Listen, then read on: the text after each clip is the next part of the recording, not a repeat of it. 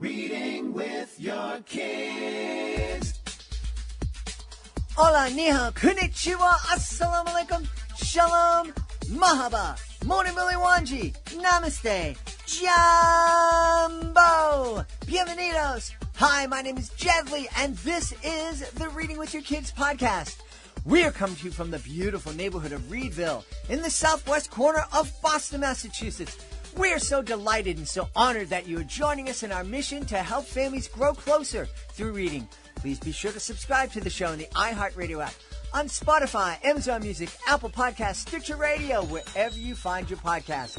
Our guest today is Mr DeMaio, known as Mr. DeMaio. He's here to celebrate his brand new books, Record-Breaking Natural Disasters, and the Biggest Stuff in the Universe. Before we invite Michael into the studio, we want to let you know that this episode of the Reading with Your Kids podcast is brought to you by Linux Takes Flight. Great new book by Iolani Bullock. We're all taking a trip to Thailand. These are the words that Linux's dad excitedly exclaimed over dinner. Never having been out of the country or even to the airport, Linux will finally get to accomplish his dream of boarding an airplane and traveling to a far-off land. After learning that his great-grandfather was a legendary Tuskegee Airman, Linux becomes convinced that he must prove that he can be brave in order to earn his pilot wings just like his great-grandfather did. When the day finally comes for Linux to board his first flight, he encounters many new, scary, and wonderful things at the airport with his family. All of the excitement causes him to lose the one thing he needs most of all, his passport. Linux and his little sister Tegan set out on an adventure to find it before their flight takes off. You and your kids are just going to love Linux Takes Flight by Iolani Bullock, a great addition to any family library.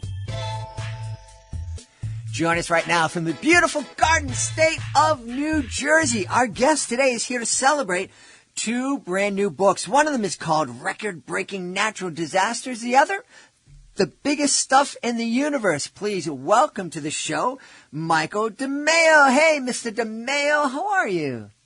Very good, Jed. How are you? I'm wonderful. I'm excited. We were having some fun. I was telling Mr. D that at one time I would have been on the Biggest Stuff in the Universe list at one time in my life. Thankfully, that's changed. Why don't we start with The Biggest Stuff in the Universe? What's going on in this book? So I create YouTube videos for kids online, and they've recently blown up. A lot of kids are watching them in science classes across the country. And one thing that I noticed is that I kept getting questions about things that are out there in space, you know, bigger planets and bigger stars and bigger galaxies. So I wanted to create a book that kind of encompassed all those things. I keep getting questions from kids about what is the biggest thing that's out there. So I slapped it in book form and released it with Penguin Workshop. And it came out really, really cool. I'm excited for people to read it. Awesome. So what is the biggest thing in the universe? Well, I don't want to spoil any big surprises, but you will find the biggest black holes, like this one black hole called Ton 618. And I'll tell you the biggest thing in the universe. The biggest thing in the universe is the Hercules Corona Borealis Great Wall.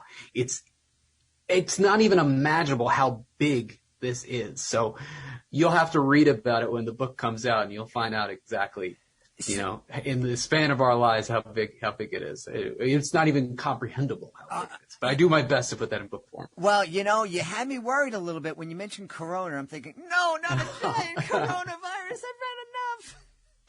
No, not that Corona. So there's like a wall thing out in space somewhere?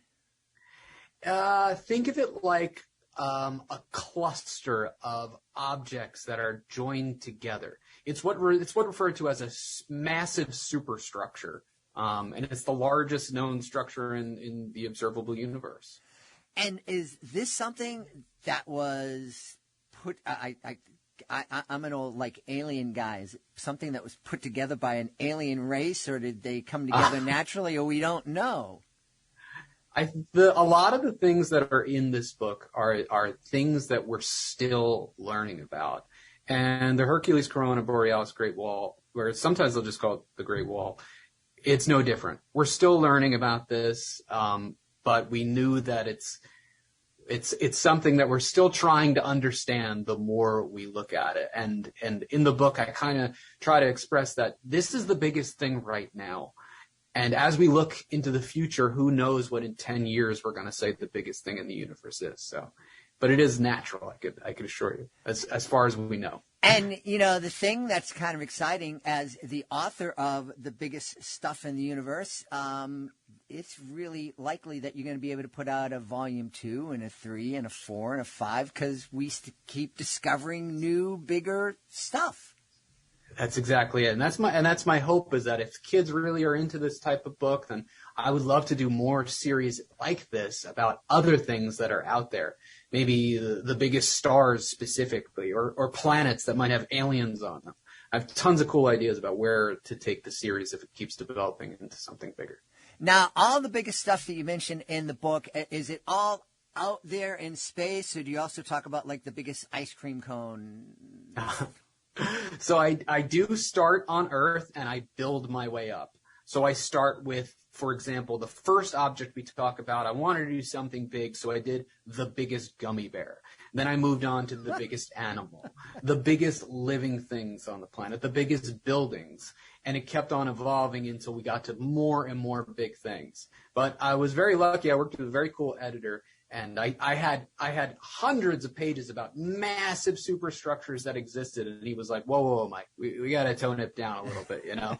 So I had to narrow my focus a little bit. And like I said, we start with the biggest gummy bear, and then we end with the Great Wall, as I spoke of earlier. You know, big things. I understand why kids are so fascinated by big things. I was down in the Panama Canal. We're on a little boat with a motor taking a tour of the forest. And when we were in the lake that makes up the bulk of the canal, we were cruising alongside this ginormous cargo ship. And it was bigger than anything I've seen in my life. It was like the Empire State Building floating in the water. It was just amazing. And to this day, I'm still amazed by it. Yeah, I think kids just have a fascination for the bigger, the tougher, the greatest thing that they can imagine, whether it's size, whether it's the smallest. They like to imagine those extremes. And I know that's where my mind went as a kid. So, that was my focus of this book, was try to, bring all those ideas to the page. Awesome. And I got to ask, how big is the biggest gummy bear, and why did someone make it that big? So when I was writing the book, I was trying to think of something that was cool that I could, start the book off with. I wanted to say, what's something that's ridiculous that kids aren't expecting that I could start off with. And this gummy bear that I found was a 5-pound gummy bear that they sell. It has, if I remember correctly, over 6,000 calories in this one gummy bear, which would be, like 3 to 4 days worth of eating. And I have a lot of cool characters in my book, and the giant gummy bear was a fun way to start off that we could, crack some funny jokes about.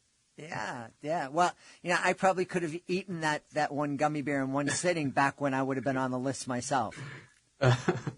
I feel like if I dived into that, my eye would start twitching and drink like 8 gallons of water to counteract that. Hey, before we start talking about record-breaking natural disasters, you shared with me earlier that you're a 4th grade teacher. Yes. Is that what got you started making YouTube videos, which led into the books? Yeah. When I first started teaching, I taught 3rd grade, and I remember I held myself so accountable. Like I had to make every lesson like the best lesson I ever did in my life. And it took me a while to get used to, those wins and losses that you have in an everyday classroom, but I'm getting ahead of myself. But anyway, I had a student, I remember I was teaching a science lesson, and he kept putting his head down. And I remember talking to the student. I remember being like, what was wrong? Like, did you not sleep enough last night? Or you had go crazy at recess? What was it? He goes, no, I was just bored. So I went back to the drawing board. I thought about when I was a little kid, and I loved the likes of Bill Nye, the Science Guy. I loved this show, Beakman's World. And I went nuts for these types of things. So I found some old Bill Nye tapes, and I found some old Beakman's World stuff, and I put it on for the kids, and lo and behold, there's that same student who still has his head down. And I'm like, oh my God, if this is not doing it, what would? So I went home, and I realized that I had all the tools to make videos just like these people. I had been editing videos for fun, and sometimes for work, in my private time. And I just gave it a shot, and I released it for the kids, and the town I worked in went nuts for it. Kids were going home and watching it on their own without any, not me sending it home for homework. They were choosing to educate themselves just because it was their teacher who was on the camera. And now I'm very fortunate that kids all over the world watch this stuff, and my only hope is that it keeps on growing. I love it. Yeah, that's awesome. So it must have been kind of natural for you when schools closed down and you became a virtual teacher. It was strange, but I remember thinking to myself, if anybody is made for virtual teaching, it was like my second home almost. Mm-hmm. I felt as though I had all the tools and I was equipped to go ahead and do my best for it. But despite that, virtual teaching, as I'm sure any parents who are listening can tell you, it is extremely difficult for the kids, for the parents, for the teachers. And, I gave it my best shot with my videos and things like that, but it was still definitely a challenge, super hard. Well, I think one of the biggest challenges is that people tried, and my beautiful wife is a teacher, and she spent her last of her 34 years teaching, doing it mostly virtual. And I think the problem was that people tried to kind of replicate what was going on in the classroom. And it's like, okay, guys, it's 9 o'clock. We have to sit in front of the screen, and we're not taking into account the fact that different things are going on in different kids' homes and lives and all of that stuff. And we could have done things differently. I think it would have been better. But you didn't have time to plan. No, I was thrown right into it. I remember, I believe it was in mid-March, as many of us can recall. And the first thing I went to was my videos. I was teaching a lesson on the Revolutionary War, and I was lucky. I had some things that I had thrown together, and I was able to present it to the kids, and they loved it. But it was definitely a shock to the system, despite someone like me who had done a ton of stuff ready to go. Yeah, absolutely. So I'm imagining the families would have a great time. It's not like Biggest Stuff in the Universe, one of those books where you don't necessarily have to sit down and read it from front to back cover in one setting. It's one of those things that you can read down, find a fact, and just have hours of conversations about that giant wall that's floating around in space. That's absolutely it. I remember being a kid and loving fact books. I loved opening them up and reading about sharks and spiders and far off planets. And this is an homage to those types of books that I loved reading with a little humor mixed in, because I loved sitting there with my mom and going, I can't believe this shark, it can be in these Arctic temperatures, or I can't believe it looks like this. And I wanted to do that with these cool topics about giant stuff in space, or, like I said, record-breaking natural disasters. Yeah, well, let's talk about record-breaking natural disasters. You've kind of lived through a couple recently in New Jersey on the East Coast. Yeah, my school in particular was completely destroyed by Superstorm Sandy. Oh. During that time, when that happened, all of the students in my school encompasses preschool all the way through 8th grade. There's one building for it. All these kids in this town were moved to 2 different schools, and then moved again to another school, and then finally back into our original school, where they were able to salvage what they could. And, record-breaking natural disasters, is an understatement to how those kids were impacted in our town. It was insane. Yeah. And I think that's kind of a great conversation to have with our kids. It's fun to kind of look at the facts, and there was this much rain and this much wind, but how did it affect the people? You know, I think that they're always conversation starters. Mm-hmm. There's only so much a teacher or a book can do, but I always love the ideas of kids reading things and then having those conversations with their parents, and their parents can kind of take the wheel and say, you know, while this is interesting and they are scientific and we love learning about them, it did impact people. And it's important to understand that. Mm-hmm. Yeah. So you're a fourth grade teacher right now. So your kids are 9, 10 years old. And I think that's the time when a lot of parents are like, my kid doesn't want to read with me. They want to do something by themselves. My goodness, my kids don't want to read. They want to look at their screen. How important as a teacher, how important do you think it is for parents to continue to read with their kids, if not reading aloud, at least co-reading with their kids and talking about the media the kids are consuming? I think it's incredibly important. The strongest students that I have seen in my classroom are those who come from environments where reading is an essential part of their day.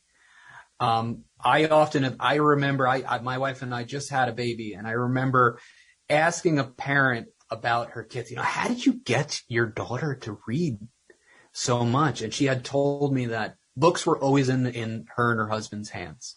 They were always, they even told me as so much as to make sure they had paperbacks so the kids could see them actually reading and not be on a tablet or anything like that, because they wanted reading to be a part of their household. And I was fortunate enough, I had a mom who loved to read with me, and the way she pursued it is something that I like to do in my classroom, and anything it takes, really. So I had students who absolutely loved Marvel movies, loved Marvel superheroes. So I had fact books from when I was a kid loaded with information about superheroes, and he and I would sit and we would read these things. These were kids who would never read otherwise. But I'll sit there and I'll read with you for 15 minutes about superheroes. Why not? I love that stuff too. And I was that kid as well. I remember my dad taking me to the comic book store and telling me pick out anything I wanted, because he knew I was going to go home and I was going to read those things. And I try to fulfill that same mindset within my classroom. If you're interested in video games, well, I'm going to find you a video game book. Yeah. If you want to learn about sharks, I'll get you a shark book. Superheroes, anything it takes. Yeah. And that's really, I think, something that sometimes we forget as parents. And your kids are into something. It might not be obvious to you. It might not be something that you're into. But your kids are into something, whether it's superheroes or sharks or anime or dance or ballet. And there are books that cover every topic. I can't think of a topic where we've done 1,300 episodes of this show. I think we've covered just about everything. I know there are some things we haven't, but I think there's a book out there for every subject. Especially in today's day and age. I mean, we have access to so much. I had a student last year who loved reading about plesiosaurs, a certain type of prehistoric animal. And I was like, okay, if you do this, Mr. DeMaio is going to get you a book on plesiosaurs. And he was like, okay, I'm in. And then I had to scour the internet trying to find a book on this. And I'm fortunate that I was able to, because there's so much out there in today's day and age. Yeah, yeah. And we have access to it. And, you know, time was you would have to go to the library and keep your fingers crossed that it was at the library or it was at the bookstore. And if it wasn't, that they had access to find it. Now it's just a quick search away online. Yeah, and it can come in different forms, whether in paperback or whether reading articles online. There's so much that's out there that kids can have access to, and it's awesome. It does have its drawbacks. There's the benefits are just incredible. Yeah. So what other we talked about you possibly doing the biggest stuff in the universe, volume 2, 3, 4. What other things are calling to you right now? I love the idea of life on other planets. And I often get asked by my students more than anything else about things pertaining to that. They know that I'm interested in science. They know I'm interested in astronomy, and they know I know a lot about it. But I'll always get those kinds of questions. Mr. DeMaio, do you think there's life on Mars? And I'll say, well, there's a possibility of that. So I would love to create maybe a book series on something like that. Planets out there that could potentially harbor life, that might have had life in the past, it might have life in the future. And while I've started to gather some ideas on this, they're in the very, very, very early stages. But it's something that I'm hopeful to create in the future. Yeah. Now, if folks who wanted to check out your YouTube channel, and we'll give them the address in a minute, but what would you say should be the first video they check out? Oof. So one thing they'll notice is that my videos are loaded with humor. They are my attempt to be as funny as possible, and families tend to tell me that they find them very, very funny. So keep that in mind if you do look me up, that your kid might be laughing, or, it's definitely has a lot of jokes in there. But one video that I love is my George Washington video, or my Alexander Hamilton video, 2 history subjects. But I have a great video that I just released on, a planet called the Diamond Planet that I refer to as. And kids can learn out about a planet that experts believe is made of diamonds. Ooh. Well, yeah. I bet you there's going to be a lot of people wanting to get to that planet.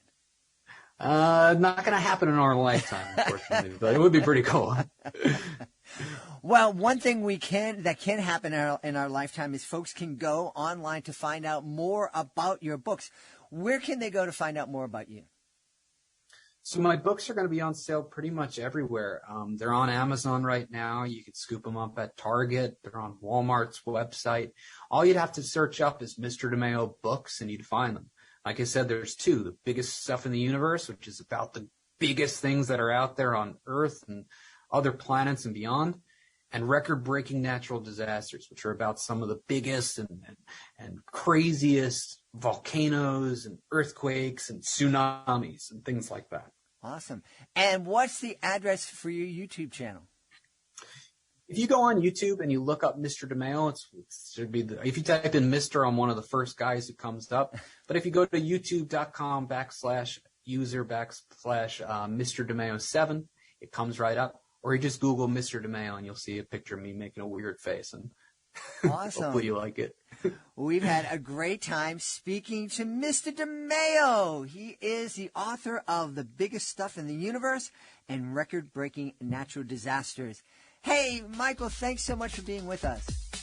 Thank you for having me. It was a pleasure. Please be sure to join us for the next episode of the Reading with Your Kids podcast. Our guest would be Missy Tarantino. She'll be here to celebrate Carla's adventure in Kenya. That's the next episode of the podcast. Hey, if you're the author of a fantastic children's book, you may have been surprised to find out that the real work starts after your book is published. That's when you are expected to get out there and tell the world all about your book. And how are you going to do that? I mean, you're not a marketing whiz. You're an author, an artist. You don't have to do it alone. The Reading with Your Kids podcast would love to help you celebrate your book to the world. You can be a guest here in the podcast and sit down and have a long-form conversation and tell thousands and thousands of people about your fantastic book. You can also submit your book to our Certified Great Read program. If our panel believes that your book is worthy of 4 or 5 out of 5 stars, it becomes a Certified Great Read. And with that status comes a number of very powerful tools that can help your book stand out and let families know that your book is worthy of their consideration. You can also take part in our monthly promotion program. This is a fantastic program that will celebrate your book with commercials on the podcast, with messages to our 75,000 plus social media followers, and will display your book on our nationwide network of digital pedestrian billboards. You can learn all about this by going to our website, readingwithyourkids.com, clicking on the Authors Click Here button at the top of the page, and scrolling on down to our various services. I want to thank the folks who made today's show so wonderful. Of course, I want to start by thanking our guest, Mr DeMaio's books. Please be sure to check out Record-Breaking Natural Disasters and also check out The Biggest Stuff in the Universe. Also want to thank our sponsor, Linux Takes Flight by Ileani Bullock. My team deserves a big thank you. Thank you so much. Alejandro Doherty, Fatima Khan, Worry Grady, Skylar Strauss. I want to thank my beautiful wife for all the support she gives me. Most of all, we want to thank you. Thank you so much for taking the time to join us today. And as always, thank you so very much for taking the time to make the world a better place by reading with your kids. I'll be looking for you in the next edition of the Reading with Your Kids podcast.